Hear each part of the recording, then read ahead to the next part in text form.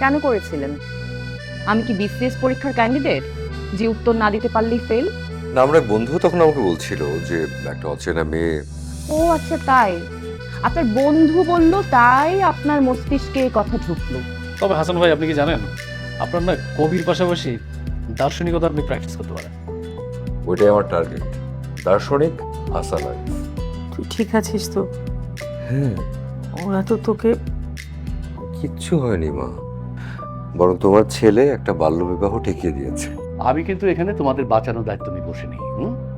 যতক্ষণ অফিস করবে, অফিসের রেসপন্সিবিলিটি তোমাদেরকে বাঁচানো, ঠিক আছে? কিন্তু কোনো পার্সোনাল রেসপন্সিবিলিটি কিন্তু অফিস নেবে না।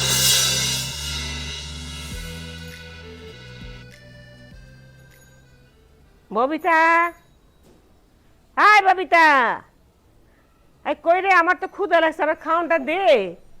হ্যাঁ, আর দিন তো ঘরের মধ্যে বিছনার মধ্যে শুয়ে শুয়ে দিন কাটায়, কাম কাজ কিছু নেই, আবার খাওয়ানোর কোনো খবরও নাই।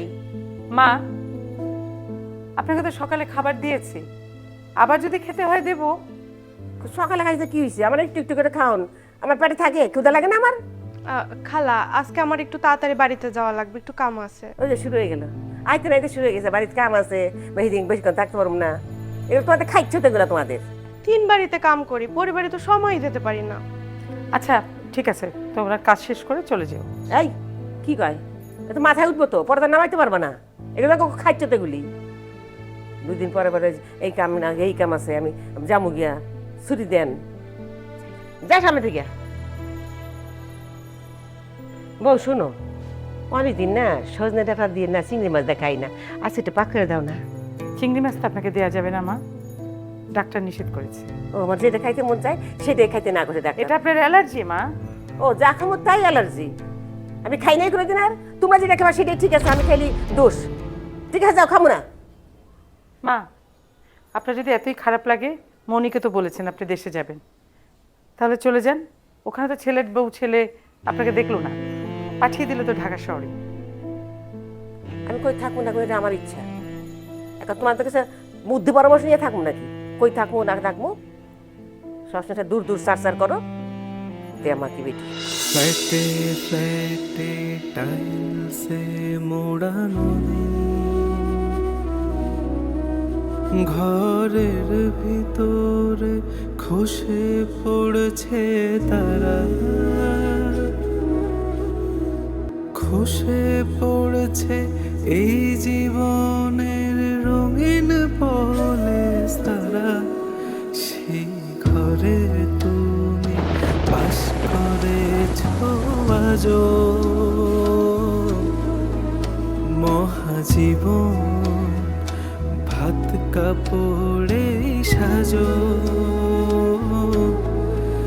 বাঁচার জন্য করছো কত ঋণ, রং করা ঝকমকে এই দিন, চেয়েছিল শুধু তোমার চোখের মনিটা দেখো কুসমতা পৃথিবী, জীবন জুড়ে এমনই গান গাওয়া, এই তো কবির চাওয়া, আমাদের চাওয়া পাওয়া।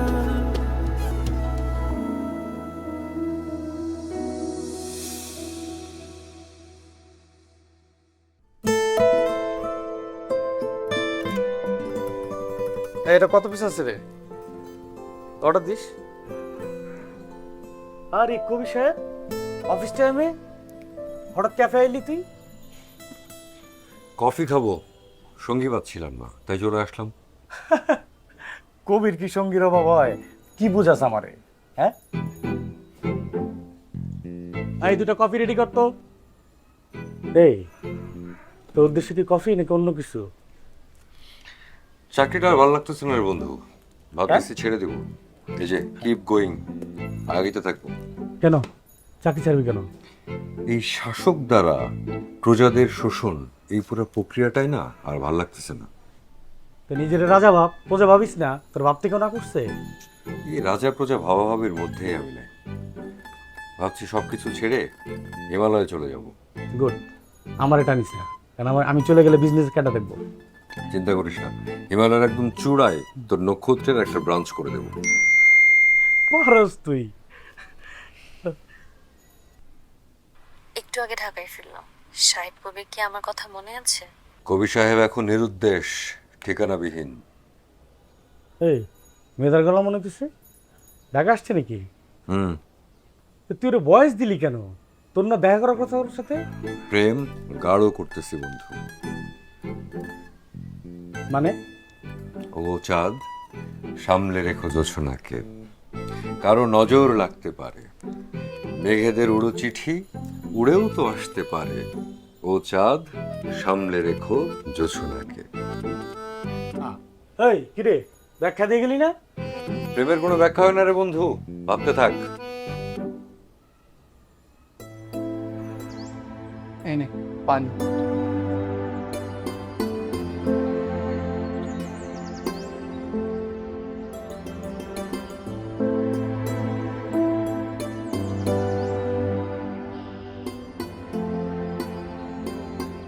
আব্বাই কই রে ভাই?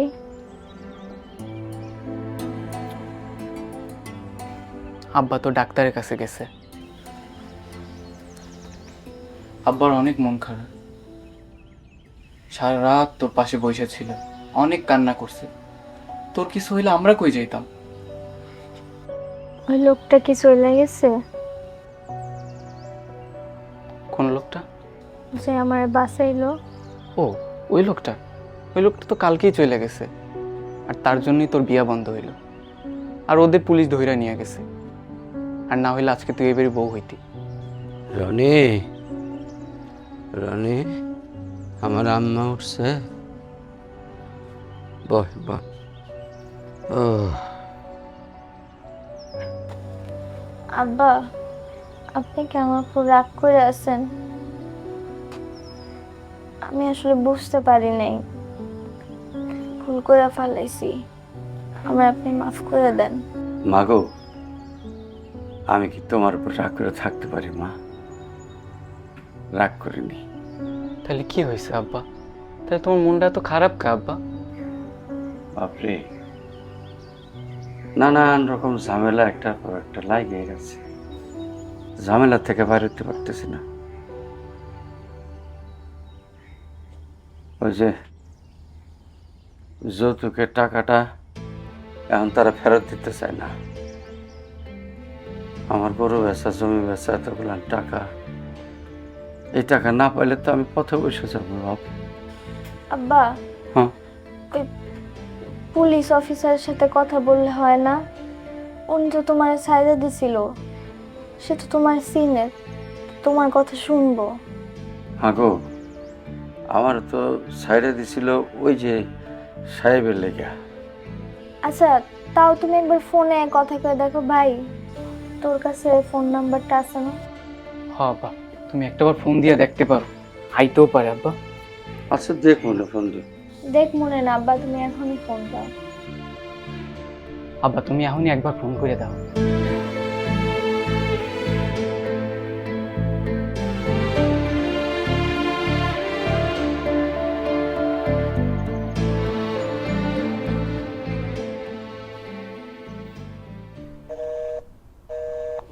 তারি নাতি রয়েছে মায়ের মতন, এতবার ফোন দিতেছি তাও ফোনটা ধরে না।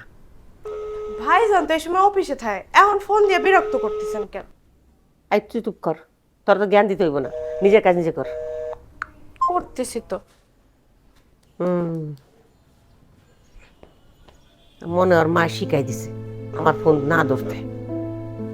সব কিছুতে খালাম্মার দোষ ধরেন কেন? ওই তো সব শিখাই দেয়।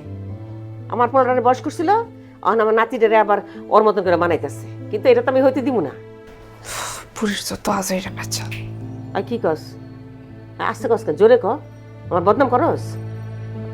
না না দাদি, বদনাম করবো কেন? তুই কি মনে করস আমি বুঝি না? এই আলতা মনে সব বুঝে। এবারে আমার কেউ দেখতে পারে না, একমাত্র আমার নাতিটা ছাড়া। আপনার যে কথার ধার দেখবো কেমনে? ওই আবার কি কইলি? কই কিছু না তো। তুই কি মনে করস আমি কিছু বুঝি না?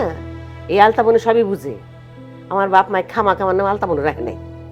আপনার নাম তাহলে আলতা বানু রাখছে কেন? আপনি কি খুব ঝগড়াটে ছিলেন দিদি? ওই ওর মুখে মুখে তর্ক করতেছিস? তোর সাহস! আরে আমার বাড়ি হলে কবে তোর আমি বাড়ি ছাড়া করতাম। আচ্ছা দাদি, চুপ করলাম। এখন কর, আপনার নাম আলতা বানু রাখছে কেন? আমি জন্মের পরে খুব সুন্দর ছিলাম, একেবারে দুধে আলতা। আমার বংশের মাত্র একমাত্র মেয়ে ছিলাম। আমার তো মাথায় করে ওরা বড় করছি। হ্যাঁ, আমার কোনো কিছু চাইতে হয় নাই, চাওয়ার আগে পাইছি আমি। আর বিয়ার পরে শ্বশুর বাড়িতে আমি তো একমাত্র করতে আসছিলাম। শুধু শুধু শুধু আমার পোলাটা ওই মনের মায়ের চক্করে পড়া পরে বিয়ে করে ফেলে আমার কথাই শুনলো না। আপনার পছন্দ মতো যদি বিয়া করতো তাহলেও কি আপনি খালাম্মারে দোষ দিতেন? ওই তুই মুখে মুখে কথা কস? হ্যাঁ, এটা বুঝোস না, এটা কথা কইস না। যাবে সামনে থেকে, যা। হ্যাঁ, আজাইরা আজাইরা বাসার ঘরে নাতিটা যে কই থাকলো। মামা, মামা তুমি কিন্তু অযথাই রাগ করছো। অযথা তোমার কাছে মনে হচ্ছে? জামিল, তুমি নিজে যে অনেক বেশি রিঅ্যাক্ট করো সেটা বুঝতে পারো? আচ্ছা, কেন করবো না? সিরিয়াসলি সবাই রিহার্সেল করছে, কদিন পরে শো, তুমি সেখানে প্রধানতম অভিনেত্রী, সেখানে তুমি গল্প গুজব করছো আরেকজনের সাথে, আমি রিঅ্যাক্ট করবো না? তাই বলে এভাবে তুমি শাউট করবে?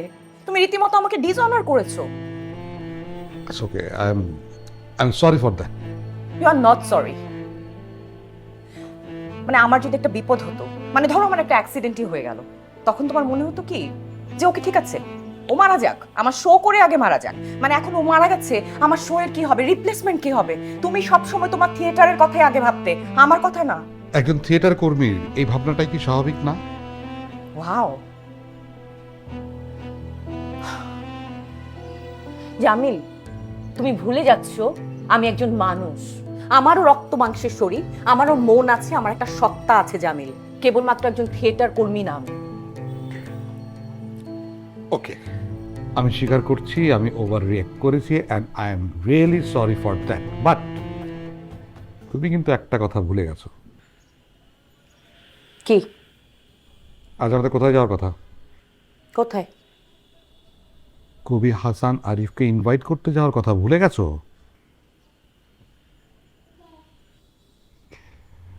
যাও, গেট রেডি। যাও, তোমার প্রিয় কবি বলে কথা। তুমি যাও বাইরে, আমি রেডি হচ্ছি। ওকে, তুমি রেডি এসো।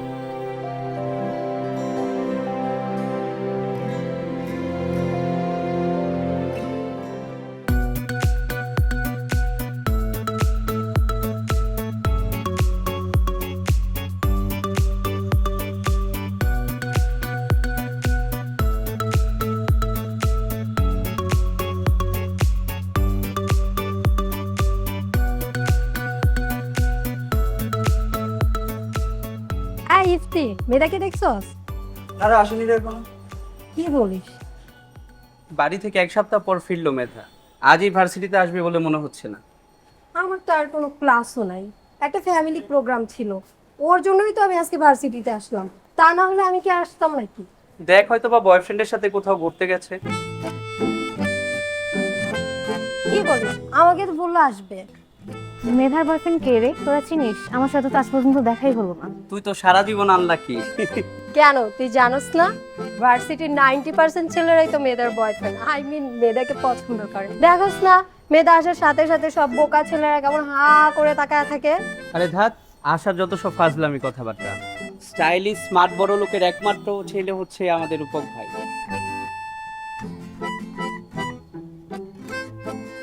মেয়েটাকে দেখছো তোমরা? মেয়েটা এখনো ভার্সিটিতে আসেনি। ঠিক আছে, থাকো। ওকে, ও তো রূপক, মেধার বয়ফ্রেন্ড, ধনির দুলাল। আরে এইটাই তো বলছিলাম। দেখ, ওর যত সব ফাইজলামি কথা, ওর কথা বিশ্বাস করিস না। চল তো দেখি ওই মহারানী আসছে কিনা।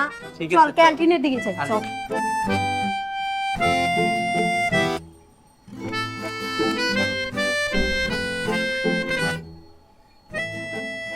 ভাই, জি ভাই। বসকে গিয়া বলেন যে ন্যাশনাল ডেস্ক আপনার না, আপনার দরকার ইন্টারন্যাশনাল ডেস্ক। ওকে ভাই।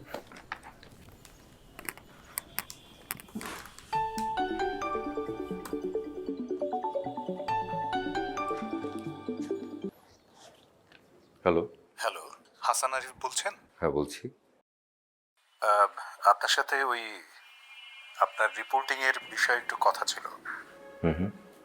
আপনি যে জমির ব্যাপারে খোঁজ নিতে আসছিলেন সেগুলিতে বেশ ঘাপলা আছে। আপনি শিওর যে জমির কাগজপত্রে ঘাপলা আছে? হ্যাঁ, শিওর না হলে আপনাকে ফোন করতাম না। ওকে, আপনি প্রুফগুলো মানে ডকুমেন্টসগুলো আমাকে মেইল বা হোয়াটসঅ্যাপে পাঠাতে পারবেন? আপনার হোয়াটসঅ্যাপ নাম্বারটা কি দেওয়া যাবে? এটাই হোয়াটসঅ্যাপ নাম্বার। আমি পাঠিয়ে দিচ্ছি আপনাকে।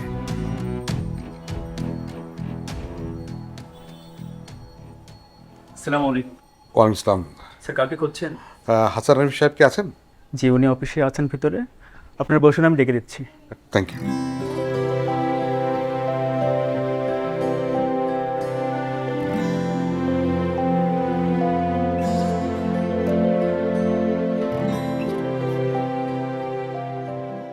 ঠিক আছে, থ্যাংক ইউ। আমি দেখে আবার কল দিচ্ছি আপনাকে। ওকে।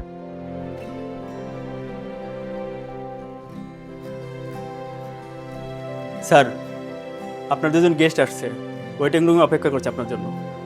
আচ্ছা, বসতে ভালো আসছে। Okay sir.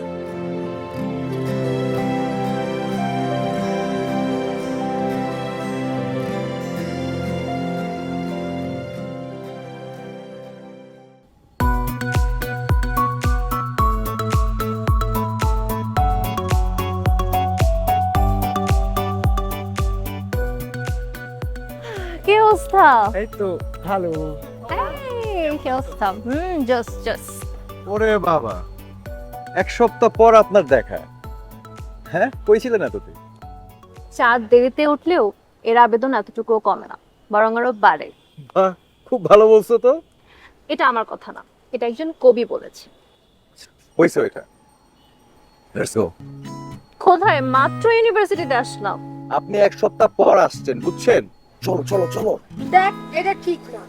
বাসায় প্রোগ্রাম রেখে আমি শুধুমাত্র তোর জন্য আসছি, আর তুই তোর প্রোগ্রামের গুলি মার, আজকে সব বাদ।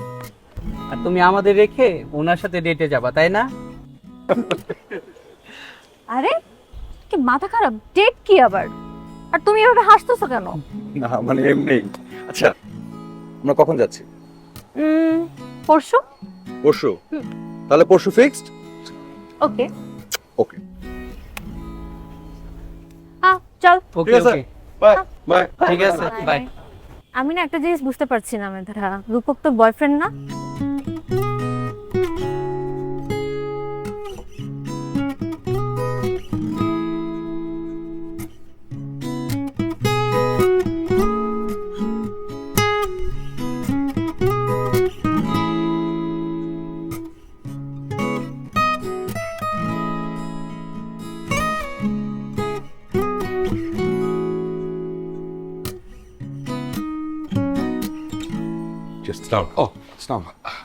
আমি জামিল আহমেদ।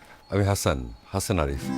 আমি কিন্তু আপনাকে চিনি, আপনার সঙ্গে আমার দেখাও হয়েছে কয়েকবার, কথাও হয়েছে টুকটাক, কিন্তু ফর্মালি বসা হয়নি। রাইট।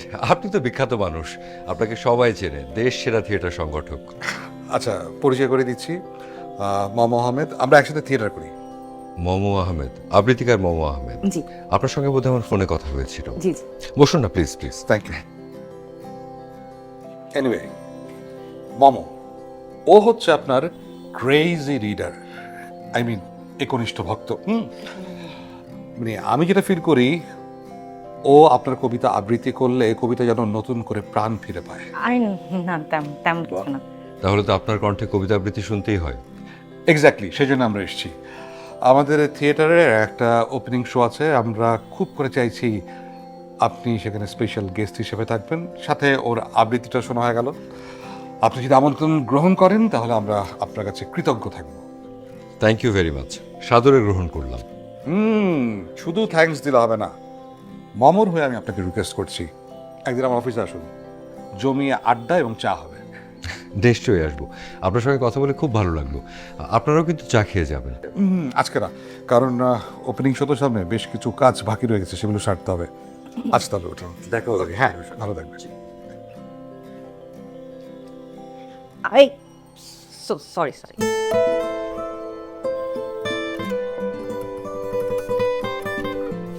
আসসালামু আলাইকুম।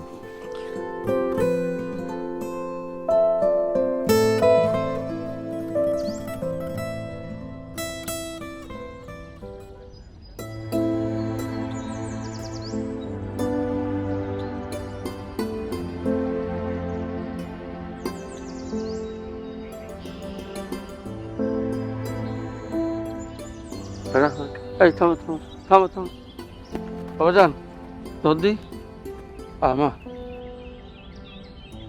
ধর ধর ধর ধর ধর।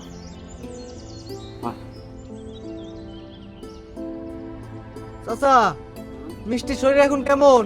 আলহামদুলিল্লাহ ভালো, ডাক্তারে কইলো ভালো আছে। যাক, আল্লাহ জমের হাত থেকে বাঁচায় আনছে। হ্যাঁ, কামটা খুব খারাপ হয়েছে। হ্যাঁ তা একটু হয়েছে বাজান, ছোট মানুষ তো বুঝতে পারে নাই, ভুল হয়েছে। না, আমি গলায় দড়ি দেওয়ানোর কথা কইতেছি না। তাইলে আমি কইতাছি এত ভালো একটা পাত্র আচ্ছা রয়ে গেল, এই কামটা খুব খারাপ হয়েছে। হ্যাঁ, তা ঠিক। মাইয়া গবি একবার ভাঙে গেলে হওয়া কঠিন আছে। তার মধ্যে দুই যাবার বিষ খাইছে, হ্যাঁ বুঝে না? তাতে আপনার কি? আমাদেরটা আমরা বুঝে নিই। বাবা রে বাবা, দাও দাও, বাসের সে কোনসি বড়, হ্যাঁ? এই চাচা, দাঁড়ান, কথা আছে আপনার লগে।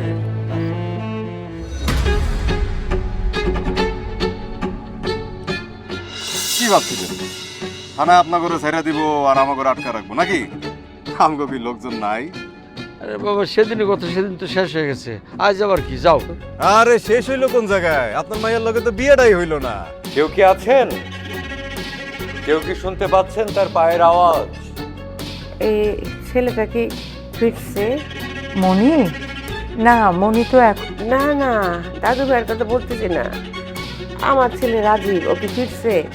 আমার বিয়া দিতে ইয়া তোমাকে কতটি কথা শুনতে হইল।